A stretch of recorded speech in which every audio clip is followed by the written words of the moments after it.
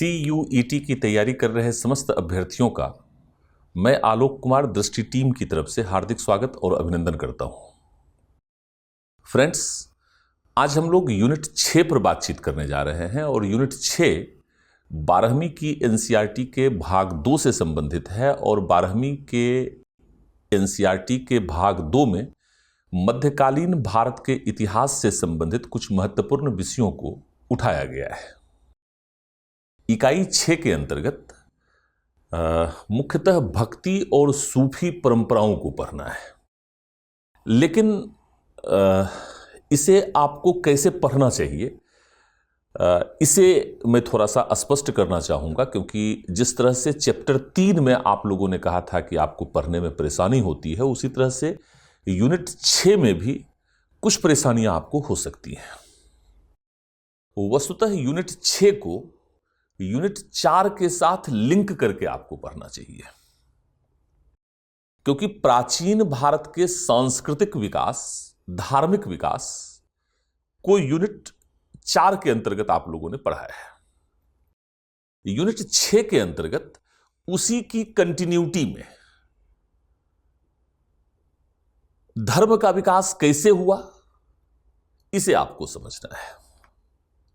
धर्म के विकास के क्षेत्र में मध्यकाल में कौन सी नवीन प्रवृत्तियां उभरी और उन प्रवृत्तियों ने धार्मिक विकास या धार्मिक जीवन या धार्मिक विचारों, आदर्शों, मूल्यों को कैसे प्रभावित किया, इसे मूलभूत रूप में आपको समझना है। जैसा कि यूनिट 4 को पढ़ने पर यह स्पष्ट हो जाता है कि प्राचीन भारत में वैदिक धर्म या ब्राह्मण धर्म के विरुद्ध 6ठी शताब्दी ईस्वी पूर्व में 64 संप्रदायों का विकास हुआ, जिसमें जैन और बौद्ध धर्म मुख्य संप्रदाय के रूप में थे। इनका विकास ही प्रथम शताब्दी ईस्वी तक चलता रहा। बौद्ध धर्म और जैन धर्म एक सरल धर्म के रूप में लोगों में अधिक लोकप्रिय होता चला गया। विशेषकर उत्तर मौर्य काल में महायान धर्म के विकास ने इसे और भी अधिक सरल और सहज धर्म के रूप में, लोक धर्म के रूप में स्थापित किया। हम जानते हैं कि महायान धर्म के अंतर्गत या महायान संप्रदाय के अंतर्गत ही सर्वप्रथम भक्ति व अवतारवाद की संकल्पना विकसित हुई। इस काल में अर्थात प्रथम सहस्त्राब्दी ईस्वी में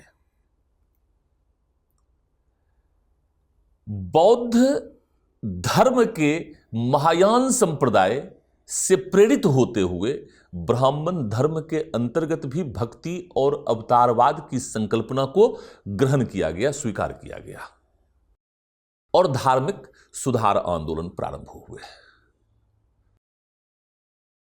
उत्तर मौर्य काल से लेकर गुप्त काल तक के धार्मिक विकास में आप देखेंगे कि बौद्ध धर्म की तुलना में, जैन धर्म की तुलना में ब्राह्मण धर्म में जो सुधार आंदोलन शुरू हुआ, जिसकी अभिव्यक्ति शैव और वैष्णव संप्रदाय के विकास के रूप में हुआ, उसने भक्ति की संकल्पना के आधार पर और अवतारवाद की संकल्पना के आधार पर अपने आप को लोकप्रिय बनाया और एक लोकप्रिय धर्म के रूप में ब्राह्मण धर्म भी स्थापित हुआ। दक्षिण भारत में 7वीं शताब्दी से 12वीं शताब्दी के बीच वैष्णव संत अलवार और शैव संत नैनार के नेतृत्व में भक्ति संतों ने ईश्वर के प्रति पूर्ण समर्पण, निष्ठा और प्रेम के माध्यम से सुधार आंदोलन को और भी अधिक लोकप्रिय बनाया। इस भक्ति आंदोलन की महत्वपूर्ण विशेषता यह है कि इसमें ब्राह्मणवादी परंपराओं को लचीला बनाया गया। ब्राह्मणों की भूमिका मध्यस्थ के रूप में समाप्त हुई।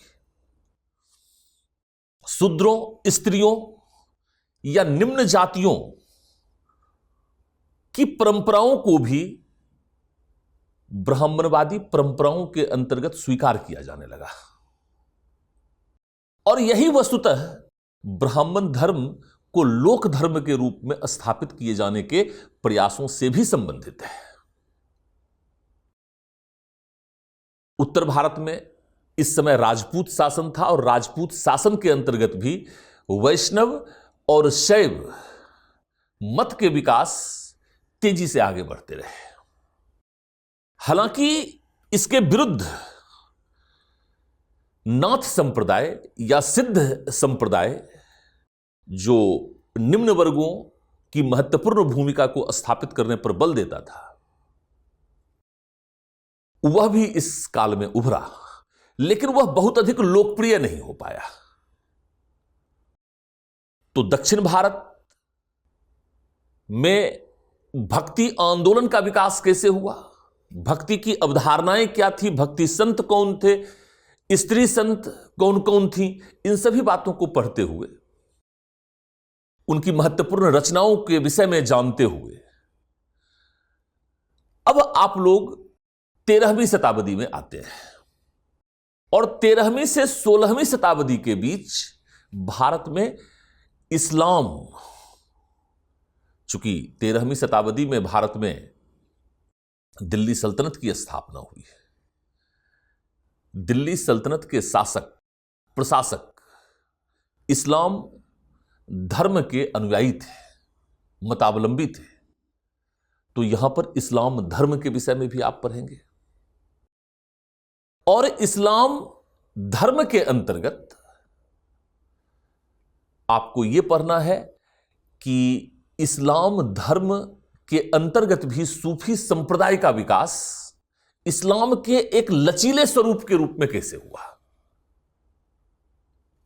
फिर सूफी संप्रदाय के कई सिलसिले, अर्थात सूफी संप्रदाय के अंतर्गत भी विभिन्न विचारधाराएं हैं और उन विचारधाराओं के आधार पर इस्लाम को उदार रूप में प्रस्तुत किए जाने का प्रयास किया गया। कई सिलसिलों के बारे में आप पढ़ेंगे एनसीईआरटी में। चिश्ती, सुहरावर्दी, कादरी, सत्तारी सिलसिलों के विषय में, और उसमें भी विशेषकर चिश्ती सिलसिले के विषय में विशेष रूप से बतलाया गया है। इनके विभिन्न संतों के विषय में विशेष रूप से बतलाया गया है, उनके योगदानों के विषय में विशेष रूप से बतलाया गया है। इधर दक्षिण भारत का भक्ति आंदोलन 12वीं से 15वीं शताब्दी के बीच महाराष्ट्र क्षेत्र में लोकप्रिय हुआ।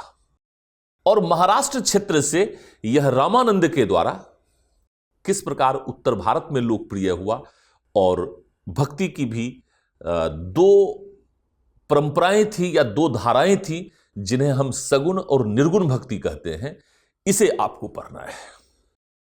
सगुण का मतलब यह है कि ईश्वर के गुणों पर बल दिया जाना, अर्थात सगुण का मतलब है विशेषण सहित, अर्थात ईश्वर के एक स्वरूप की कल्पना, ईश्वर के एक रूप की कल्पना, ईश्वरीय गुणों की कल्पना, अर्थात ईश्वर को साकार रूप दिया जाना।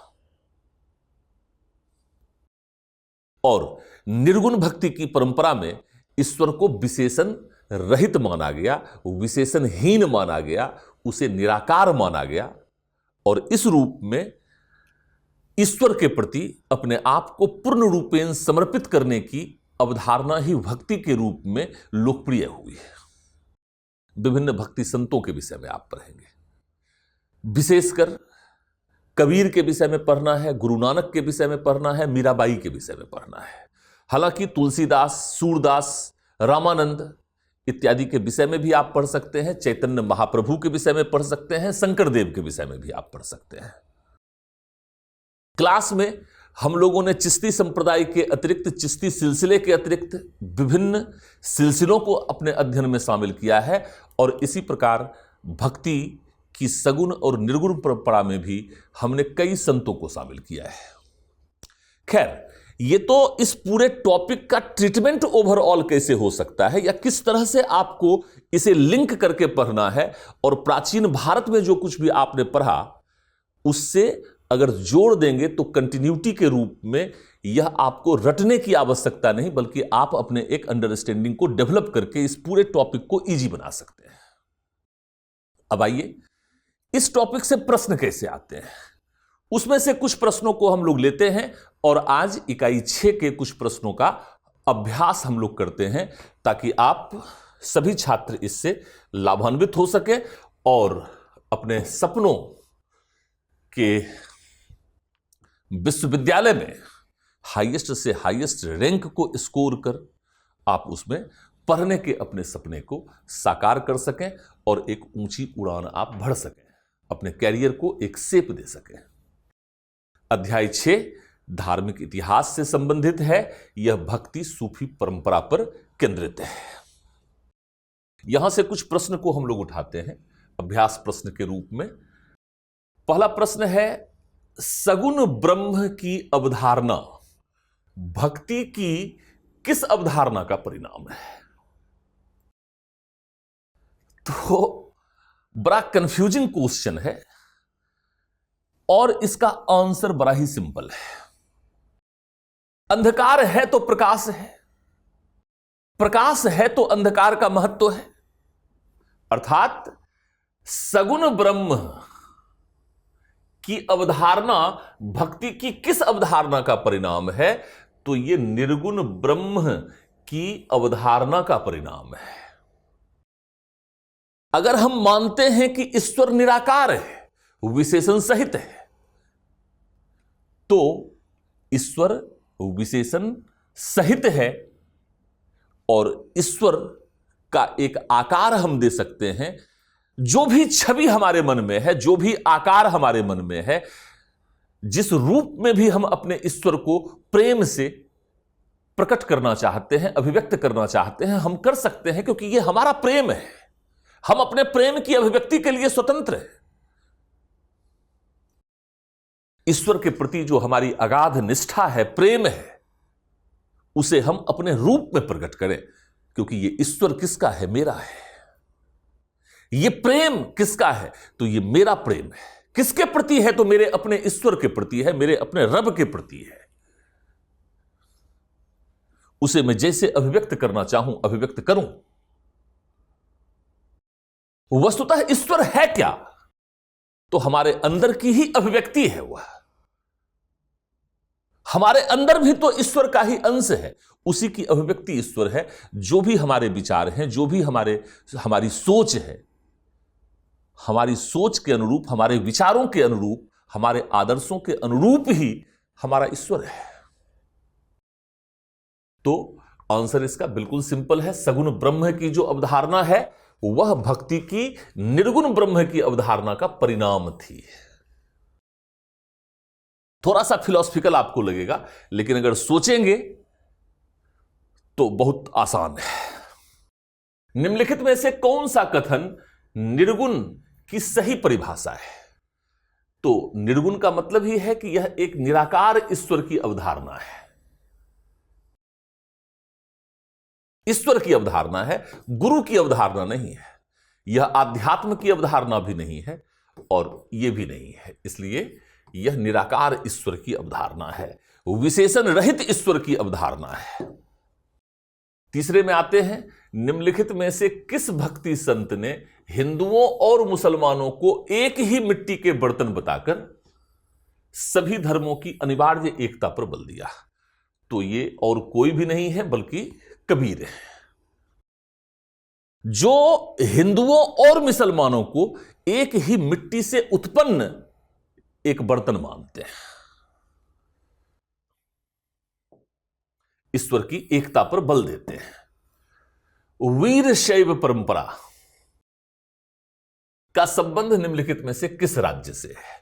तो वीर शैव परंपरा जो है यह कर्नाटक से जुड़ा हुआ है और यह नैनार भक्ति संत जो शिव की आराधना करते हैं उससे संबंधित है। वीर शैव परंपरा में शिव को ही मोक्ष का कारक माना जाता है और ये पुनर्जन्म को नहीं मानते, ये जाति प्रथा को नहीं मानते और विधवा पुनर्विवाह की अवधारणा का अनुकरण करते हैं और मानते हैं कि मृत्यु के पश्चात जो व्यक्ति है उसका वह शिव में ही विलीन हो जाता है। वह एक चांदी के छोटे से डब्बे में बाएं हाथ पर एक छोटे से शिवलिंग को धारण करते हैं, जो भी वीरशैव या इनको कई बार लिंगायत संप्रदाय भी कहा जाता है या लिंगायत परंपरा भी कहा जाता है, जो भी लोग इसका पालन करते हैं। तो ये है। इसके पश्चात एक बड़ा शानदार प्रश्न है, शाह हमदान मस्जिद के संदर्भ में निम्नलिखित कथनों पर विचार कीजिए। यह जो शाह हमदान मस्जिद है, यह 1395 में कश्मीर के श्रीनगर में झेलम नदी के किनारे बना हुआ है और यह मस्जिद जो है वह लकड़ी स्थापत्य का एक शानदार उदाहरण प्रस्तुत करता है। तो यह कश्मीर में है, यह कश्मीरी लकड़ी के स्थापत्य का एक उत्कृष्ट उदाहरण है और इसे पेपर मेसी से सजाया गया है। पेपर मेसी से सजाया जाना, इस परंपरा को यह ईरान से कश्मीर में आई और आज के डेट में यह कश्मीर से उत्तर भारत के विभिन्न राज्यों में भी लोकप्रिय है, जिसमें कागज की लुगदी में गोंद, मिट्टी या डिफरेंट कलर्स मिला करके उसको सजाने के काम में लाया जाता है। इसी को पेपर मेसी कहते हैं। ये तीनों ही स्टेटमेंट सही है, अर्थात 1, 2, 3 तीनों ही इसका आंसर हो जाएगा। इस प्रकार से इस टॉपिक को कैसे पढ़ना चाहिए और इस टॉपिक को पढ़ने में आपका अप्रोच क्या होना चाहिए, और साथ ही साथ इस टॉपिक से कुछ अभ्यास प्रश्नों को भी हमने आपके समक्ष प्रस्तुत किया ताकि आप अपने अध्ययन को थोड़ा सरल बना सकें। उद्देश्य सिर्फ इतना है कि जो छात्र दृष्टि लर्निंग ऐप के थ्रू रेगुलर क्लास ले रहे हैं उनको भी लगातार अभ्यास कराया जाए, और जो नहीं ले पा रहे हैं किसी भी कारणवश, उनके सपनों को भी बुनने में और उस सपने को ऊंचाई प्रदान करने में, उस सपने को साकार करने में, प्राप्त करने में दृष्टि अपनी एक छोटी पहल, एक छोटी भूमिका आप लोगों के लिए निभाना चाहती है। आप सभी छात्रों का बहुत बहुत धन्यवाद। पुनः एक नए अभ्यास सत्र के साथ आपके समक्ष पुनः उपस्थित होऊंगा। Thank you very much.